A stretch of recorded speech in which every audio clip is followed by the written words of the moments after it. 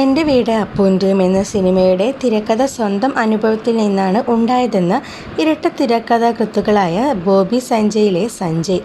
തനിക്ക് ഒരു അനുജനോ അനുജത്തിയോ ഉണ്ടാകാൻ പോകുന്നു എന്ന അറിവ് മാനസികമായി തന്നെ ബുദ്ധിമുട്ടിലാക്കിയെന്നും അക്കാലത്ത് പലരും പറഞ്ഞ കമൻറ്റുകളിൽ നിന്ന് താൻ ഒരു രണ്ടാം സ്ഥാനക്കാരനായി പോകുമെന്ന് പേടിച്ചും എന്നും സഞ്ജയ് പറയുന്നു.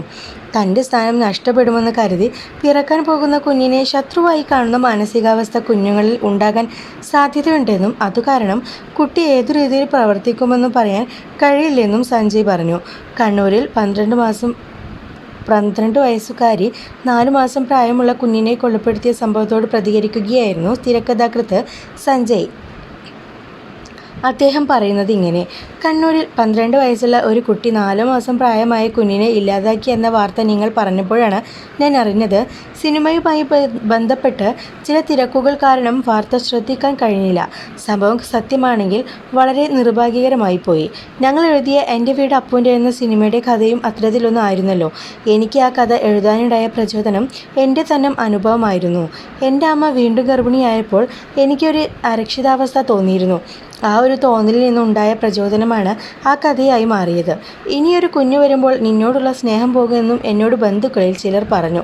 അപ്പോൾ ഇനി ഉണ്ടാക്കാൻ പോകുന്ന കുഞ്ഞ് എൻ്റെ ശത്രുവാണെന്നൊരു തോന്നലിൽ എനിക്കുണ്ടായ ഇൻസെക്യൂരിറ്റി ഭയങ്കരമായിരുന്നു.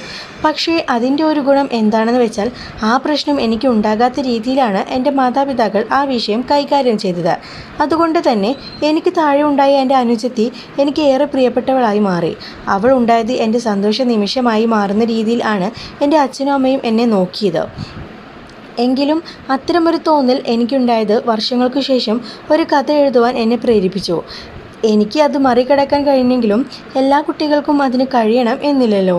അപ്പോൾ രണ്ടാമതൊരു കുഞ്ഞുണ്ടാകുമ്പോൾ ശ്രദ്ധിക്കേണ്ട കാര്യം ആദ്യത്തെ കുഞ്ഞിന് നമ്മൾ ഏറ്റവും കൂടുതൽ കെയർ കൊടുക്കുകയും ശ്രദ്ധിക്കുകയും ചെയ്യണം എന്നതാണ്. നവജാത ശിശുവിന് വേണ്ട പരിചരണം കൊടുത്തു കിടത്തിയാൽ മതി. പക്ഷേ ആദ്യത്തെ കുഞ്ഞിനെ കൂടുതൽ ശ്രദ്ധിക്കുകയും സ്നേഹിക്കുകയും അത് ആ കുഞ്ഞ് മനസ്സിലാക്കുകയും വേണം. രണ്ടാമതൊരു കുഞ്ഞുണ്ടാകാൻ പോകുമ്പോൾ നമുക്കുള്ള കുഞ്ഞിനെ കൂടുതൽ ശ്രദ്ധിക്കുക. പലരും അലസമായി ചെയ്യുന്ന കാര്യങ്ങളാണ് കുഞ്ഞുങ്ങളുടെ മനസ്സിൽ മുറിവായി അവശേഷിക്കുന്നത്.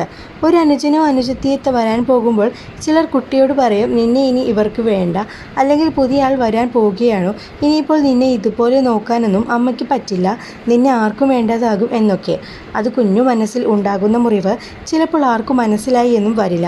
ആ വേദന കാരണം കുട്ടി എങ്ങനെ ചിന്തിക്കുന്നു, എങ്ങനെ പ്രതികരിക്കും എന്നൊന്നും നമുക്ക് പ്രവചിക്കാൻ കഴിയില്ല. സിനിമയിലുള്ള കുട്ടിയുടെ കാര്യവും അങ്ങനെയായിരുന്നു. അവനെ കേൾക്കാൻ ആരും ഉണ്ടായിരുന്നില്ല. ആ ഒരു ദുർബല നിമിഷത്തിലാണ് അവന് അങ്ങനെ തോന്നിയത്.